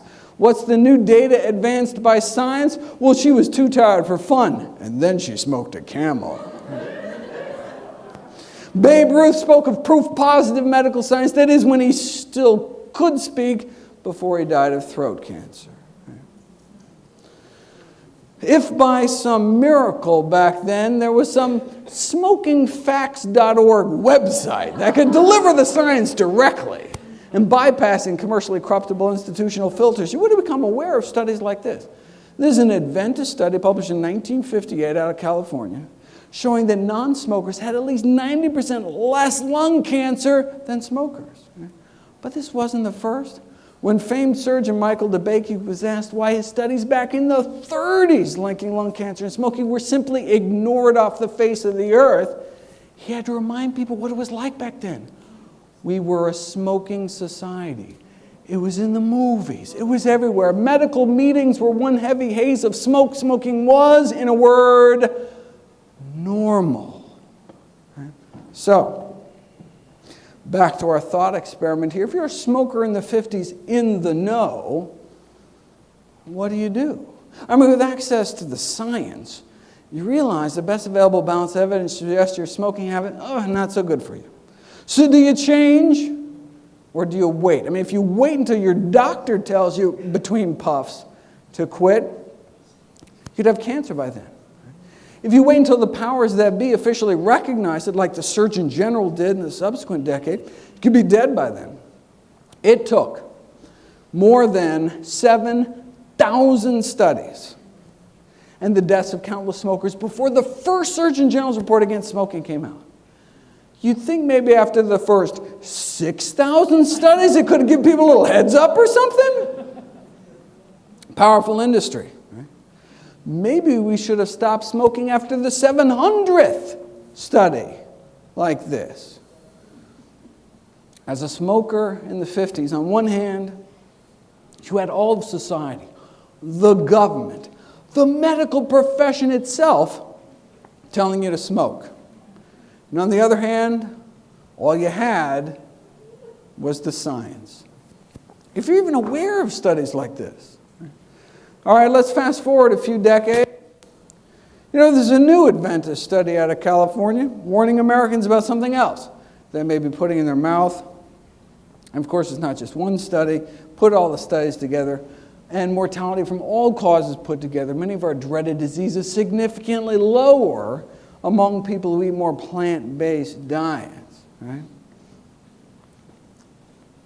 So, instead of someone going along with America's smoking habits in the 50s, imagine you or someone you know going along with America's eating habits today. What do? I mean, with access to the science, you realize the best available balance of evidence suggests your eating habits not so good for you. So do you change or do you wait? I mean, if you wait until your doctor tells you between bites to change, it could be too late. In fact, even after the Surgeon General's report came out, the medical community still dragged their feet. The AMA went on record refusing to endorse the Surgeon General's report. Why? Could it have been because they were just handed a $10 million check from the tobacco industry? Maybe. Okay, so we know why the AMA was sucking up to the tobacco industry, but wait a second, why weren't more individual doctors speaking out? Well, there were a few ahead of their time speaking up against industries killing millions, but why not more? Maybe it's because the majority of physicians themselves smoke cigarettes. Just like the majority of physicians today continue to eat foods that are contributing to our epidemics of dietary disease. What was the AMA's rallying cry back then? Everything in moderation. Extensive scientific studies have proven smoking in moderation, oh, that's fine. Sound familiar? The food industry uses the same tobacco industry tactics. Misinformation, twisting the science. The same scientists for hire paid to downplay the risks of cigarette smoke and toxic chemicals are the same paid for by the National Confectioners Association to downplay the risks of candy, and the same paid for by the meat industry to downplay the risks of meat. Whereas processed foods and animal foods are killing off about 14 million people around the world every year. Those of us involved in this evidence-based nutrition revolution, we're talking about 14 million lives in the balance. So plant-based eating can be considered kind of the nutritional equivalent of stopping smoking, but how long do we have to wait before the CDC says, don't wait for open heart surgery, to start eating healthy as well? Until the system changes, we need to take personal responsibility for our own health, for our family's health. We can't wait until society catches up to the science again, because it's a matter of life and death. You know, Dr. Kim Williams became president of the American College of Cardiology a few years back. You know, he was asked in an interview why he himself follows the same diet he recommends to all his patients, strictly plant-based diet. I don't mind dying, Dr. Williams replied. I just don't want it to be my own fault. Thank you so much, everybody. Give it up. Give it up. Give it up. Give it up. Amazing, amazing, amazing presentation. And I'm sure Dr. Greger, he can answer a few questions. This is the book. Let me tell you, what he shared with you today is only the tip of the iceberg of what's in his book and what is on the website. It's only the tip of the iceberg. When I'm driving, I'm listening to the website. When I'm walking around the house, I'm listening to the website. You have to hear it over and over again. And it wasn't so much, the anger was not so much for me not knowing. But you know, this is what my mother had to go through. I lost my dad last year to prostate cancer, and if I would have known this, our babies, and we're wondering why they have behavioral issues in school, why they have asthma all the time. We're going to and from the hospital to visit our family members. We're watching them prematurely leave us. We're watching Alzheimer's and dementia. Any of you that's a caregiver with someone with Alzheimer and dementia and to see the erosion of your loved one. You're watching your family members suffering from prostate cancer, breast cancer. We just lost Ken Thompson, the district attorney at 50 years old, from colon cancer. We're watching our families die in front of us. And the information, as Dr. Greger said, it has been here all the time. And the medical institution, everyone talks about the gun industry. The pharmaceutical industry would make the gun industry look like angels. But we are in a good place. And here's our opportunity to really energize the borough Because the way goes Brooklyn, goes New York. The way goes New York, goes America. The way goes America, goes the globe. And so we're going to open a few questions. But one thing I want him to touch on that is the biggest misnomer. That you should know.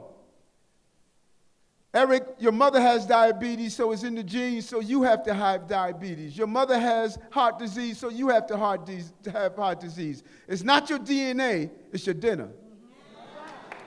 Can you touch on that, Dr. That's right. Let's do it. Exactly.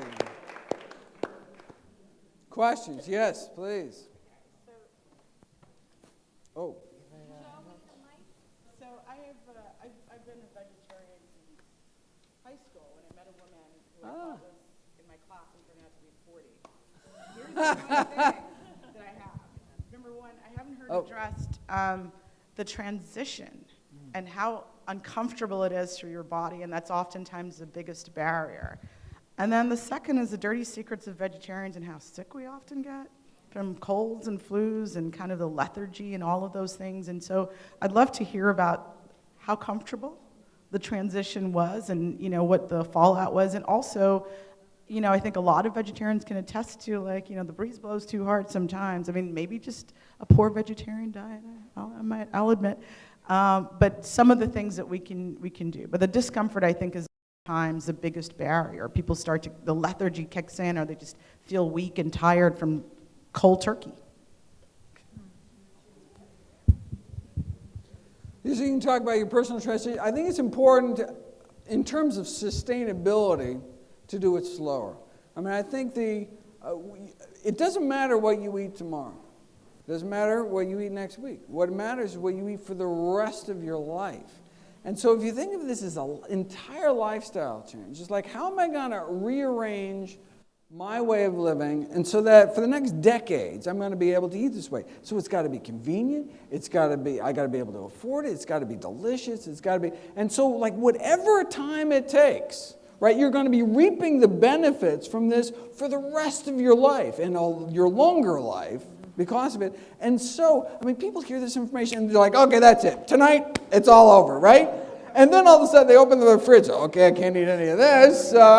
They like open up their, you know, and then it's a big shock, you know, and they're like, wait a second, what about going out to dinner? What about holidays? What about, I mean, and it can be a little overwhelming. So it's like, well, let's take it slow, all right? You know, let's find some new fruit that I've never tried before. I've never had a pomegranate, but wow, this thing is pretty good, right?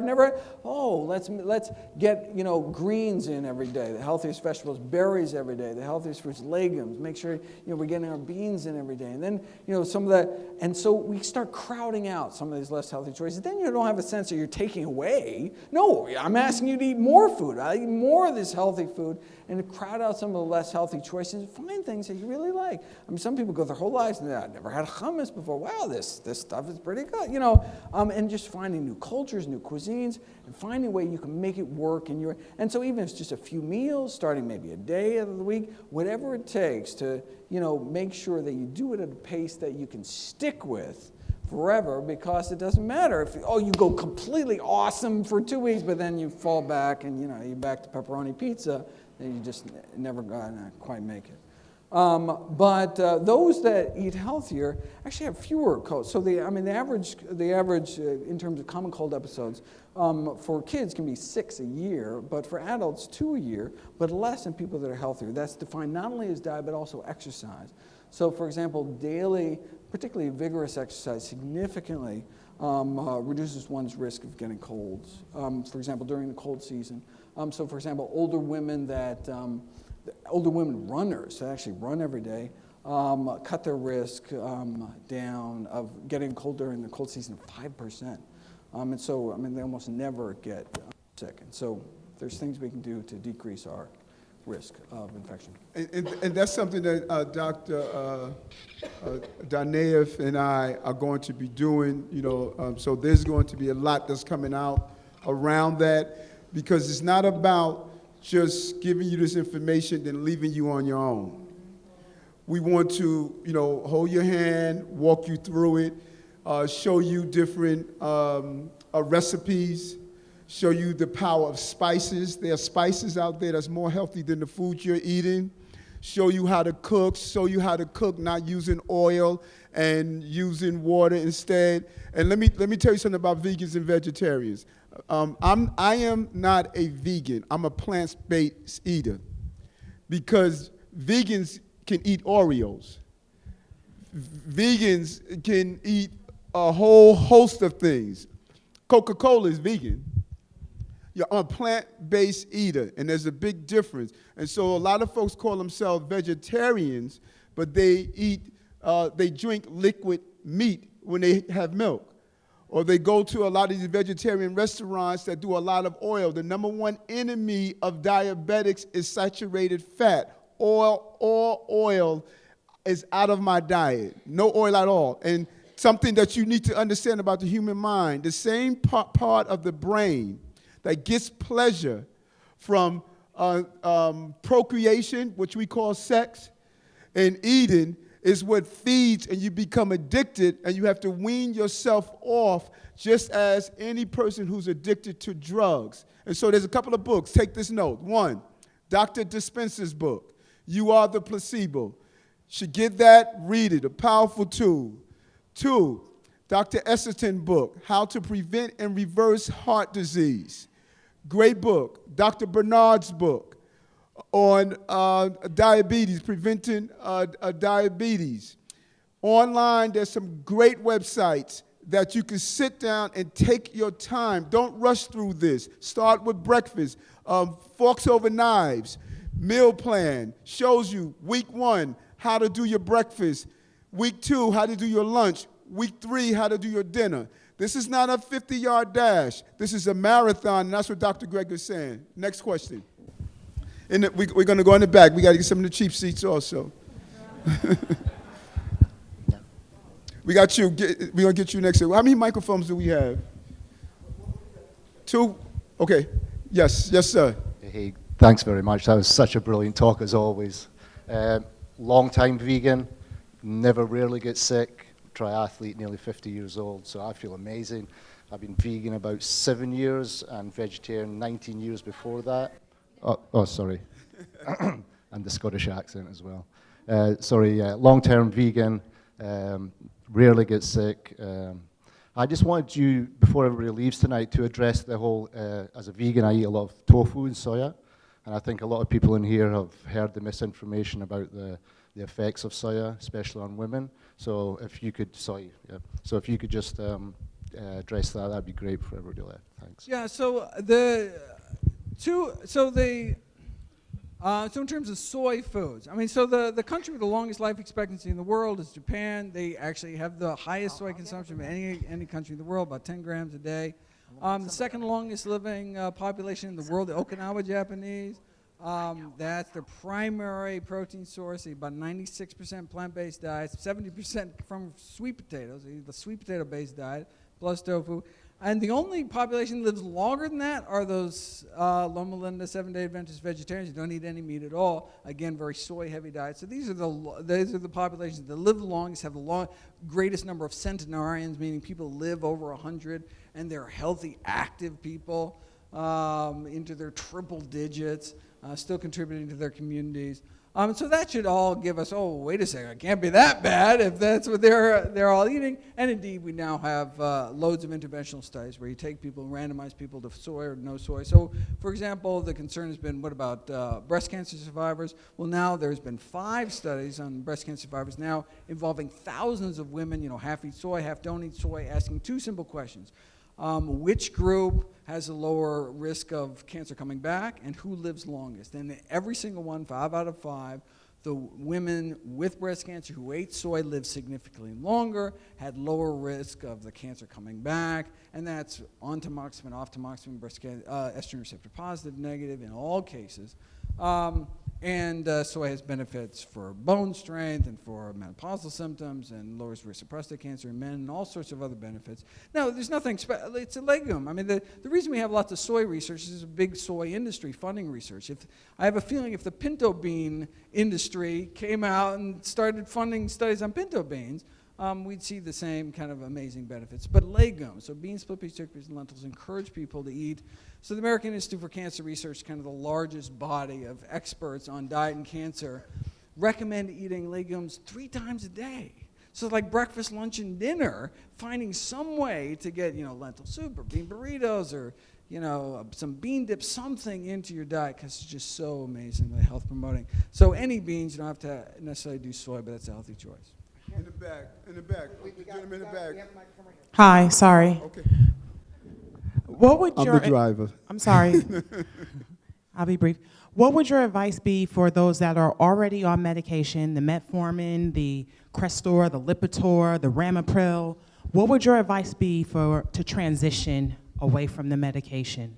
I'm so glad you asked that question. If you are on blood sugar lowering medications or blood pressure lowering medications, you need to make these dietary changes in conjunction with your physician, because you are going to so rapidly get better. You are going to become over-medicated in sometimes a matter of hours or days, such that it can be dangerous. I mean, your doctor has to drastically drop your these medications down or even remove them entirely. And so that's why you want to do this under physician supervision. That's not the case of all drugs, but blood sugar drugs and blood pressure drugs, it's critical. I mean, they are, these drugs are fighting against, your bad lifestyle. And when you improve your lifestyle, all of a sudden, you can be over-medicated and run into real problems. Wake up in the middle of the night with sweats because your blood sugars are plummeting, get dizzy, fall over. So it's really critical that you work with your physician to cut back on these drugs and hopefully be able to get off them completely. Very important what Dr. Greger said. With your physician, you are going to go to some of your doctors and you are going to say, I want to reverse my diabetes. And they're going to tell you, you can't. If you don't have a doctor that at a minimum is going to get out of your way, even if they don't believe in the concept, then don't stand in my way. My doctors didn't believe I can do it, but they didn't get in the way. Because your doctor, if you are on insulin, and if you're on, not so much metformin, it's not as crazy, but some of those drugs you're going to hypoglycemic. So you have to make sure your doctor know what you're doing, and together you have to be on this project. And if the doctor is not with it, you gotta find a doctor that's with your reversal. That is so important, because if they're not with your reversal, then it becomes a problem.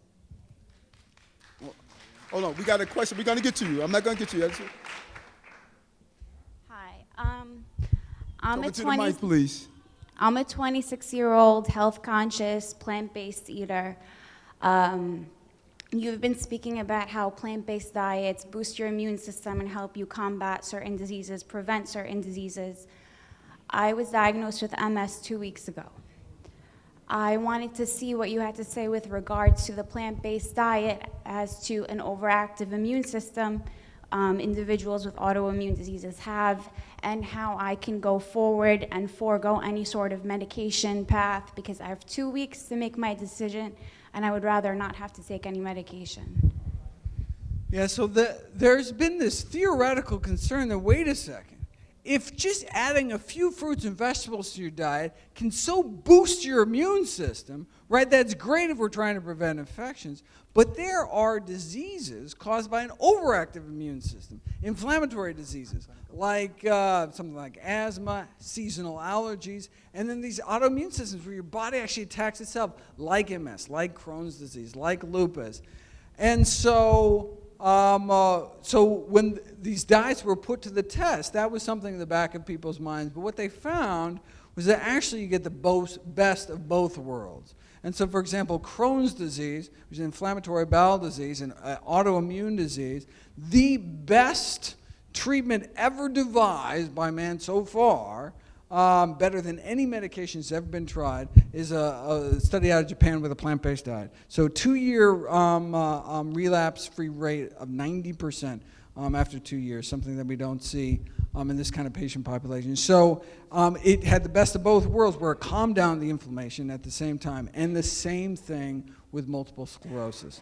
So Dr. Swank, Dr. Roy Swank, this famous neurologist, have videos about the so-called Swank diet, which was a plant-based diet, is the most effective treatment ever discovered in modern medicine. No drug can do what Dr. Swank did. He followed people out for decades. So he has like a 34-year follow-up and could show that something that no other intervention could do. Now, if people strayed from the diet, then all of a sudden the disease could become raging bad. So for some people, it's even more important to eat healthy. So for example, if people have a really bad family history of some of these diseases, and so a lot of people just kind of take that information, they throw their hands up in the air and they're like, all right, well, I guess I'm just going to get diabetes. I have, but actually the reverse is true, right? If you've been dealt a bad genetic deck, then you have to eat even healthier than other people, right? Some people can get away, they have really good genes, get away with eating some, garbage once in a while. But if for whatever reason you've been kind of predisposed to this, then you just have to eat healthier than everybody else. But there's no reason, regardless of what cards you've been dealt, you can't kind of reshuffle the deck with diet. So I'd encourage you to type in multiple sclerosis at nutritionfacts.org and see my series of videos on the Swank diet for the treatment of multiple sclerosis. And there's also videos on treating lupus and some other autoimmune diseases. Yeah, it's a great piece. So that's why I wanted folks to understand this is only the tip of the iceberg, what he showed you, So go on his website, but I also want, before you leave, to see Dr. Nayev, who's here as well, because it took me months before I realized that even my definition of the vegan diet, I was still eating food that was toxic. And not until you start to look at this stuff and see and peel back the onion one piece at a time. My consumption of nuts. I used to eat so many nuts, So you have to peel this back, and that's what we want to do. And I want you to go to this website. You have a great video on MS that I saw. And look at it. But also I want you to make sure you see the doctor that's here, because plant-based, no matter what your condition is better than the madness that we've been eating. Next question. We got a couple of more questions we can do, and we got to let And while you peel back the onion, eat it. That's also the... Where am I going, Stefan? Stefan got the mic, Oh, I'm so happy. It's a great honor for me to meet you. And we've been, as my whole family, my husband and my baby, we've been on a whole food plant-based diet for 1.5 years. Great. And now I discovered I'm 5 weeks pregnant, and my doctor is telling me that I have to eat fish to get the HA. And I would like to know your opinion about that. Like, do I really need to eat fish, or do I need to supplement the HA for my baby and also for my toddler that's home? Sure. So there's these long-chain omega-3 fatty acids found in fish. These are essential fats, meaning that our bodies can't make it, so we have to take it into our diet. But they're essential fats for the fish too. The fish can't make this. Where do they get those fats? They get it from the bottom of the food chain. There's these little algae, these golden algae that make these long-chain fatty acids. And the fish eat the smaller fish eventually. And then we eat the big fish and get it that way. The problem is, through this process, is the buildup of toxic contaminants. So if we had a time machine, go back before the Industrial Revolution, things would be different. But now, our oceans are basically humanity's sewers, right? All the mercury spewed out by every coal-powered power plant in China eventually, flows down into the sea. So the highest levels of toxic pollutants, whether PCBs, dioxins, flame retardant chemicals, toxic heavy metals like mercury, etc., it's in the aquatic food chain. Now, bigger fish are worse, longer-lived fish are worse. So if we just ate minnows or something, maybe it wouldn't be a problem. But and so you say, well, wait a second. The omega-3s are good. These long-chain omega-3s are good, but fish is so contaminated. So what do we do? And so you can actually get supplements, algae-based supplements. So they take algae in a stainless steel tank away from pollutants, not out in the ocean. And the algae just pump out this stuff. You can put it in a supplement, and you can take Preformed DHA And the reason that's so important for pregnant women is because about 1/3 of the brain, the dry weight of the brain, is pure DHA. I mean, when people call you a fathead, it's actually kind of true a little bit. So now for most of us, we can elongate these short chain omega-3s found in flax seeds and walnuts and dark green leafy vegetables into the long chain, and so we don't have to take them directly. But if you got to make an entire new brain in your body, then better be safe than sorry. You can't do fish because that's where all the mercury is. So how do you get a pollutant-free source? Get algae-based DHA for women who are even considering getting pregnant. Might as well start early. Okay, we're gonna do 3 more, and then we gotta let Dr. Greger leave. There's a reason I don't take the microphone, because I want you guys to vote for me and not hate me. That's why I gave it to Stephen.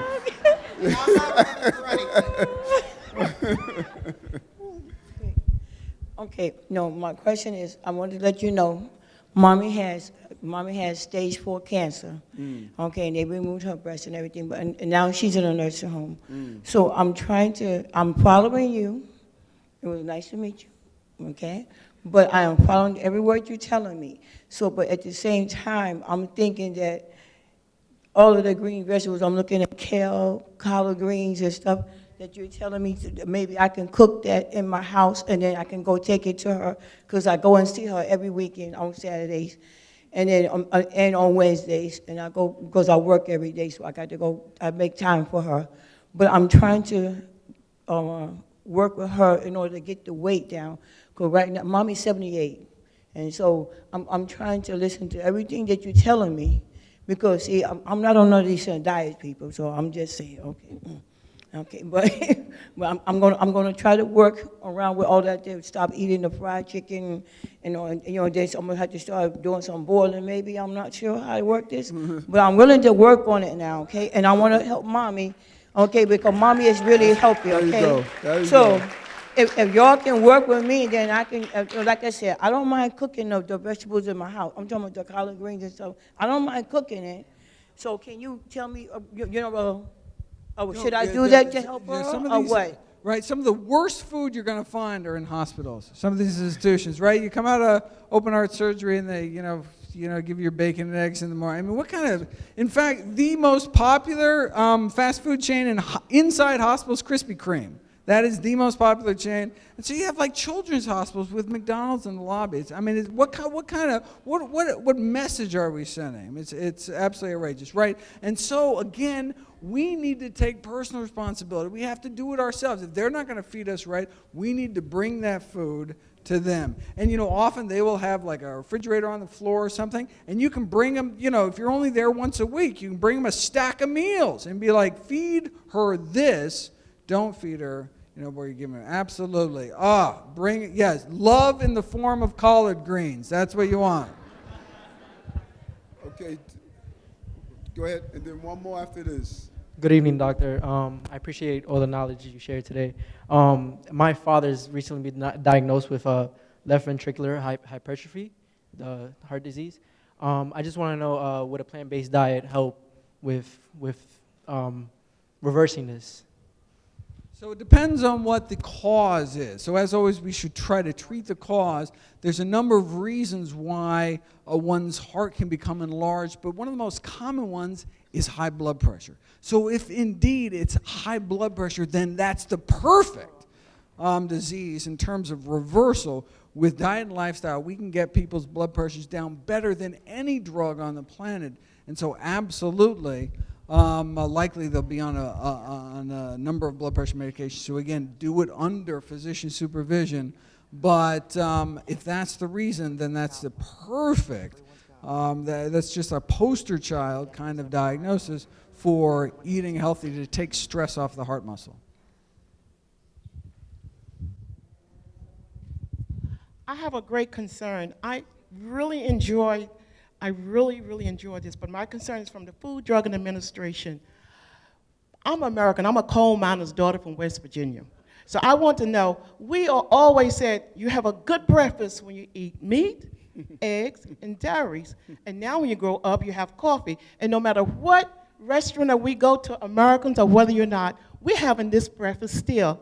Now, my concern is we'll continue to do this, and we know these animal products are not good for you.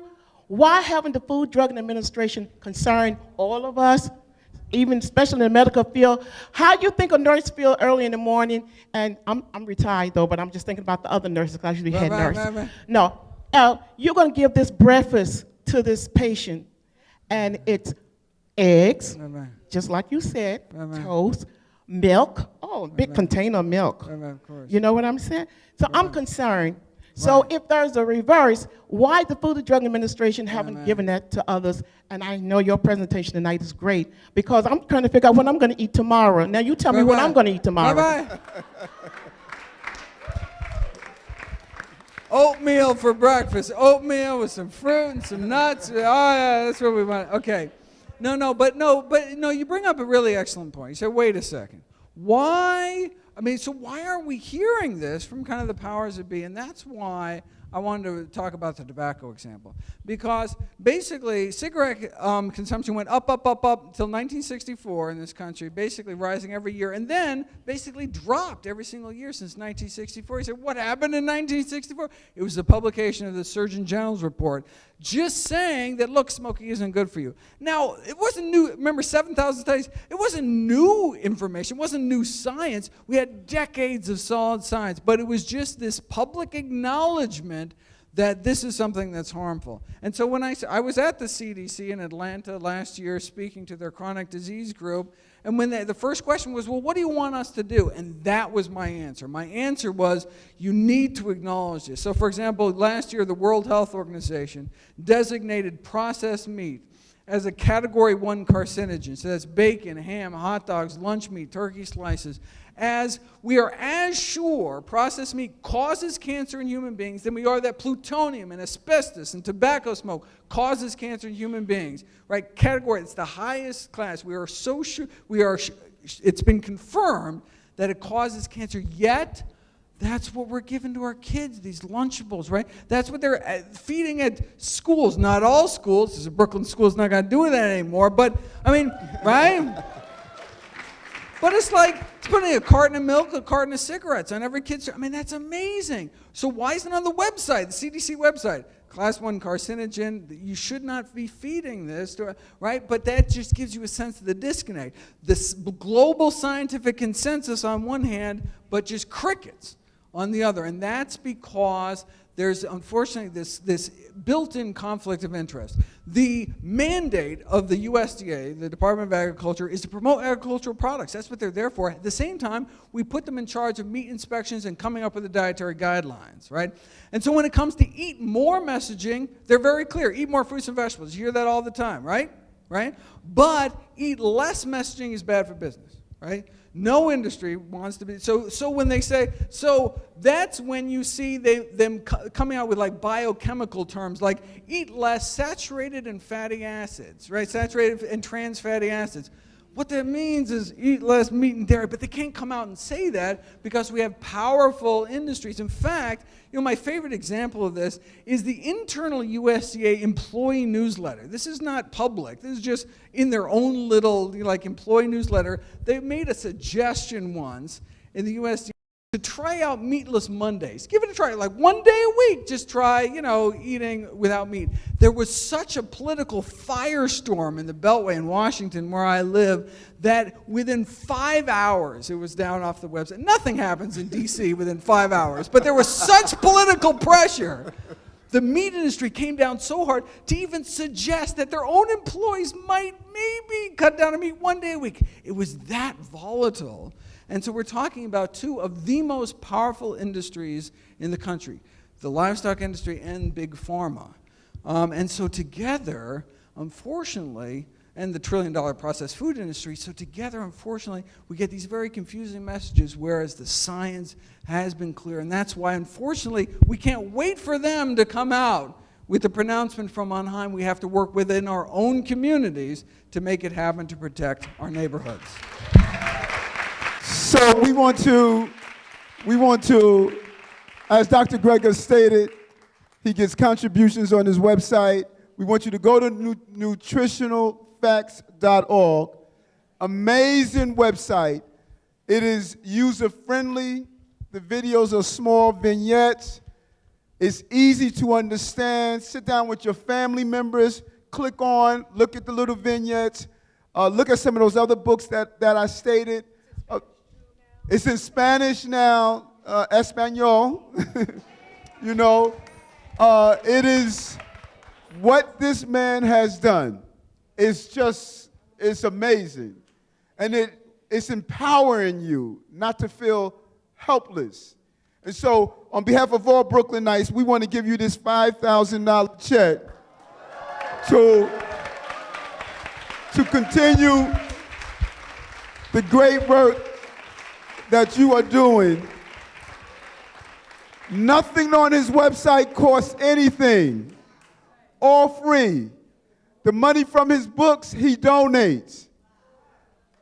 This is a calling that he's living out. Listen, God gives us a gift. We spend our life figuring out how to give it back to people and save people. This is an example of that. Brooklyn is happy, and you know he's a good person because his mother came from Brooklyn. Dr. Michael Greger.